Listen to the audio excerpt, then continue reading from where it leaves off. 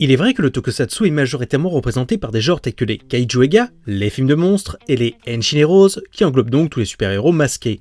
Il est vrai que de leur méthode de production, ce sont eux qui ont le plus vite assimilé les codes du toku, l'utilisation de maquettes, de costumes pour les monstres, de la gestion millimétrée des explosifs, et c'est ce qui leur a permis de continuer jusqu'à nos jours et d'en être les principaux représentants auprès du grand public. Cependant, il existe des sous-catégories plus confidentielles, plus obscures, ou tout simplement nettement moins populaires, aussi bien à cause des thèmes abordés, du public visé, que dans les formes adoptées.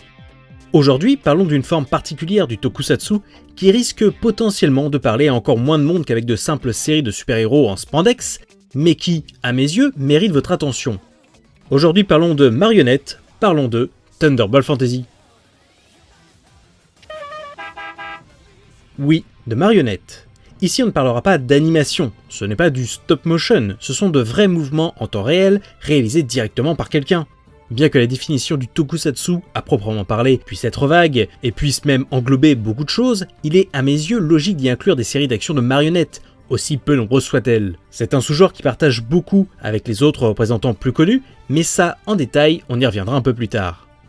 Ce n'est pourtant pas un genre extrêmement populaire. Il a connu un certain âge d'or dans les années 60 en Occident avec les travaux de Jerry Anderson, notamment avec son œuvre la plus connue, Thunderbird ou Les Sentinelles de l'air chez nous, œuvre dans laquelle il perfectionne sa technique d'animation de ses marionnettes, la fameuse Super Marionation, dosage savant entre animation à base de câbles invisibles, mécanisme intégré aux marionnettes pour les animations faciales, et décors en maquette destructible pour un résultat toujours spectaculaire.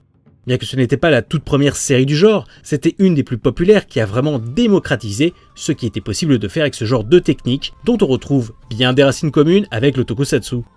Du côté du Japon justement, eh bien pas grand chose. Si la série a aussi eu le droit à son petit succès dans l'archipel, on ne peut pas non plus dire qu'elle ait fait beaucoup de petits. On retrouve bien par exemple des séries typées tokusatsu comme Bomber X en 1980, créé par Go Nagai, le papa des Kyotei et Mazinger par exemple, ou le très obscur, au point de l'avoir découvert en faisant mes recherches pour cette vidéo, Kawaii Genie, série mettant en scène l'équivalent de la Barbie locale dans un mélange d'histoires bien girly, de super-héroïnes luttant parfois contre des monstres géants, le tout réalisé par la Toho, la société des Godzilla. Allez, après tout, pourquoi pas. Tout ça pour dire que ce genre existe au Japon mais de façon très sporadique. Là où je veux en venir surtout, c'est que dans le cas de Thunderbolt Fantasy, nous avons affaire ici à un cas un peu particulier.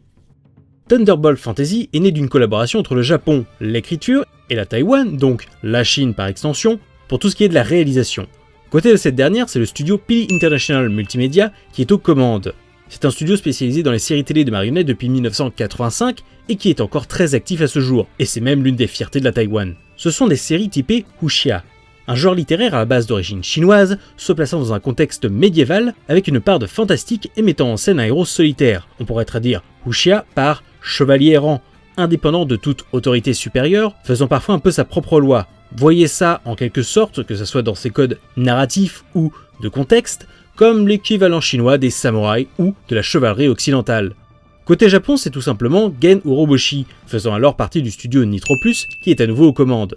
Découvrant et impressionné par les travaux du studio en 2014, il finira par leur proposer un projet commun qui aboutira alors en juillet 2016 afin d'exporter à sa manière un type de production extrêmement rare. Thunderbolt Fantasy nous raconte une histoire plutôt simple. Nous sommes de la contrée de l'Est, symbolisation des pays asiatiques, dans un contexte typé médiéval fantastique comme le veut la tradition du genre. On y suit Shofukan, un manieur d'épée errant traversant le pays depuis peu pour des raisons plutôt floues. Il y croisera le chemin de la prêtresse Tanhi, et se retrouvera bien malgré lui au cœur du conflit qui touche la jeune femme. En effet, cette dernière est la détentrice d'un des deux morceaux d'une épée sacrée convoitée par l'imposant Betsu Tengai, leader de la secte Genkishu, ou les démons noirs en français. C'est en fuyant ses assaillants que Tanhi perdit son frère Tanko, le détenteur de l'autre morceau de l'épée, et rencontrera alors Shofukan peu après. Par la même occasion, ils feront la connaissance de Lin Setsuha, un homme lui aussi bien énigmatique mais très renseigné au sujet de cette épée. On apprend donc très vite que cette dernière fait partie des vestiges d'une ancienne guerre opposant les humains face aux démons et dont les épées sacrées étaient des armes confectionnées par les dieux pour venir en aide aux hommes. Apprenant les problèmes rencontrés par la prêtresse, Lin décida alors de l'aider dans sa quête pour récupérer la seconde partie de l'épée, afin d'en éviter une utilisation à des fins néfastes, même pour les hommes.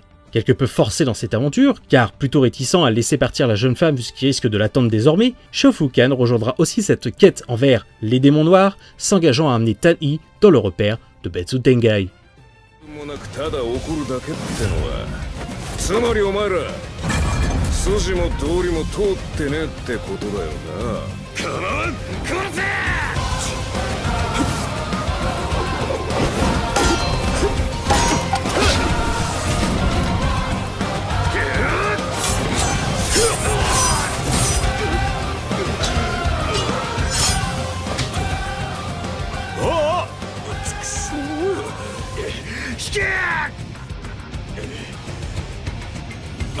おいこらせめてこの傘だけでも弁償してきやがれ。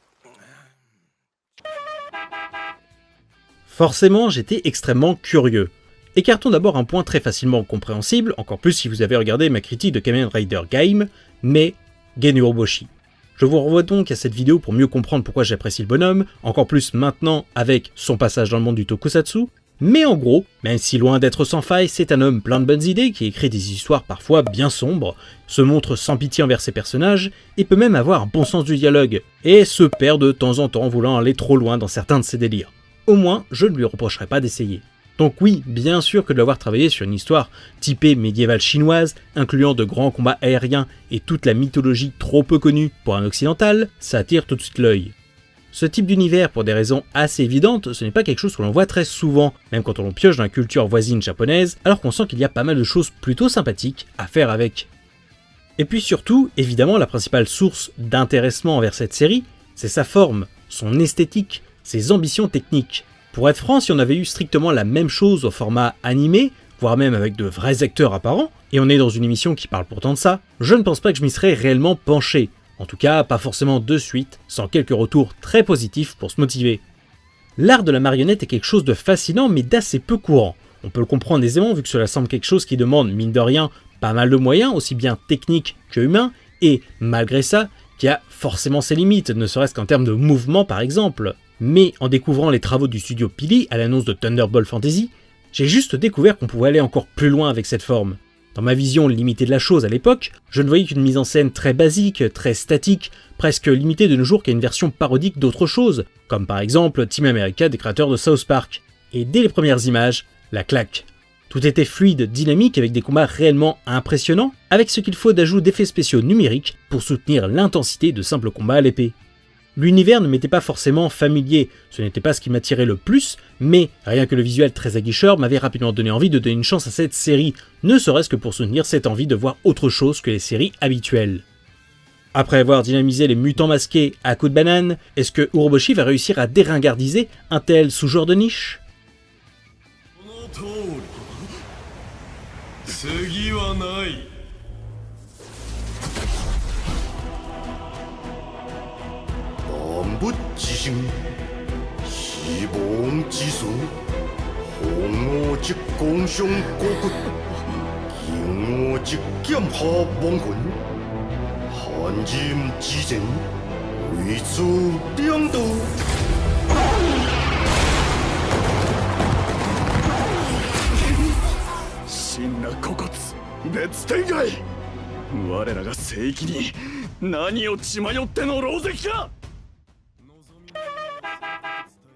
Ce n'est pas sans faille, loin de là, mais oui, Thunderbolt Fantasy est une bonne surprise, et Dieu que ça fait du bien de voir quelque chose de différent et surtout de globalement réussi.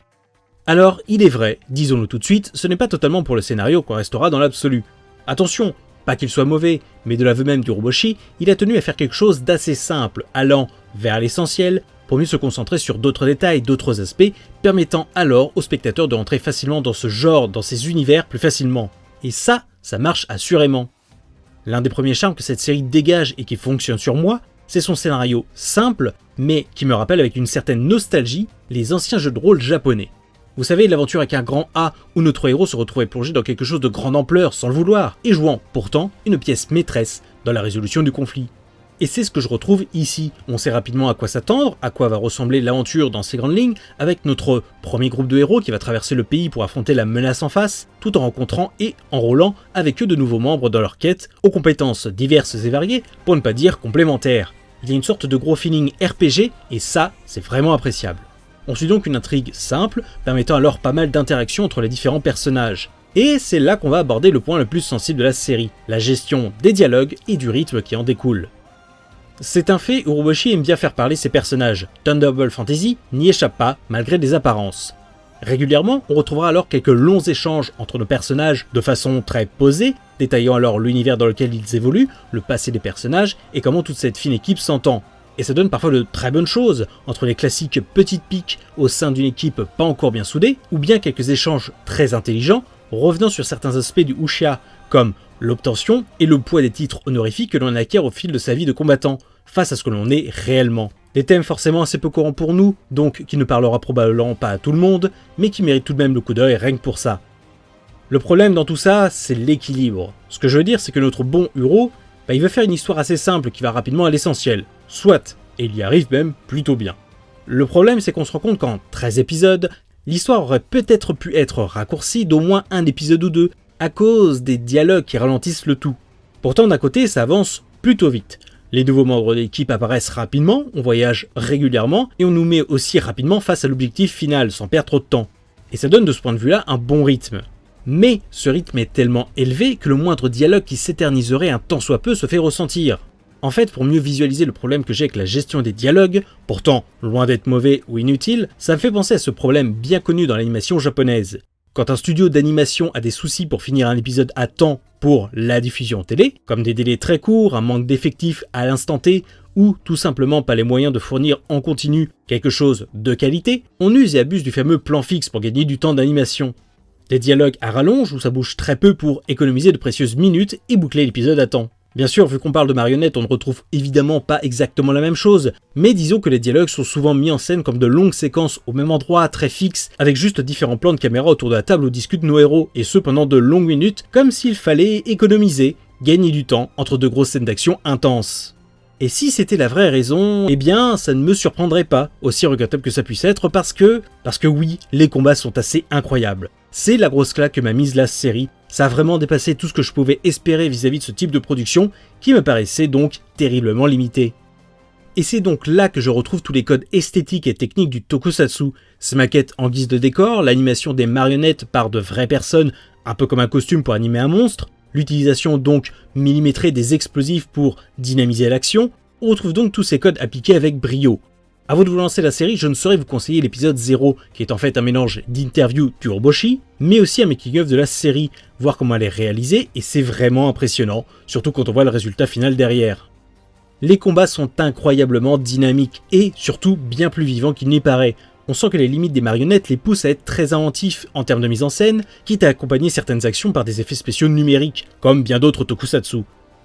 On pourra leur reprocher un montage extrêmement rapide, chose que l'on peut aussi reprocher au cinéma classique ces dernières années, mais qui passe ici globalement bien vu ce que l'on met en scène. Cela renforce le dynamisme et on comprend tout de même un petit peu mieux la difficulté à faire de longs plans sans coupure avec de telles contraintes. L'autre reproche pourrait venir de certaines utilisations d'effets spéciaux numériques un peu grossières, comme par exemple lors de certains combats aériens, mais là encore je trouve que c'est assez rare et tout de même honorable compte tenu de l'ambition de la série.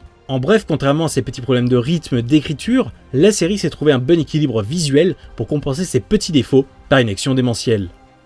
Donc oui, je vous conseille de jeter un petit coup d'œil à Thunderbolt Fantasy, surtout qu'une saison 2 devrait pointer le bout de son nez incessamment sous peu, et au vu de ce qui a été mis en place durant la première, on sent qu'Urobuchi a encore pas mal de choses à nous raconter.